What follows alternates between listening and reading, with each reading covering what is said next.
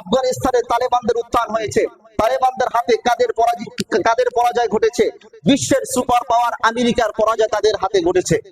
আজকের তালেবানদেরকে এই আমেরিকার সুপার পাওয়ার এবং নেটো যা কিছু আছে, এরা 30টা দেশের উপরে নেটোর সদস্য আছে, এরা মিলে তালেবানদেরকে, মুসলমানদেরকে তারা দমিয়ে রাখতে পারে নাই।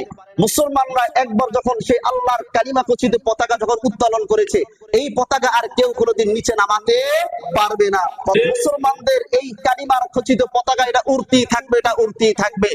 এখন আমাদের বাংলাদেশে এমন একটা অবস্থা ছিল, কালিমার পতাকা হাতে তুলবো তো দূরের কথা, মুখে বলাটাও আমাদের জন্য এটা কষ্টসাধ্য ছিল।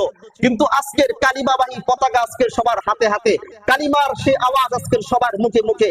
এখন মানুষ একটা জিনিসই চায়, সেটা হলো আল্লাহর জমিনে আল্লাহর খেলাফত ব্যবস্থা চায়। কারণ মানুষ অতীত থেকে শিক্ষা নিয়েছে, এই তন্ত্র মন্ত্র এর পিছনে কোনোদিন শান্তি আসতে পারে না। এই তন্ত্র মানুষের তৈরিকৃত আইন দিয়ে মানুষের মধ্যে কোনোদিন শান্তি প্রতিষ্ঠিত করা যাবে না। যদি আল্লাহর জমিনে শান্তি প্রতিষ্ঠিত করতে হয়, তাহলে একমাত্র আল্লাহর রাজ দিয়ে শান্তি প্রতিষ্ঠিত করতে হবে।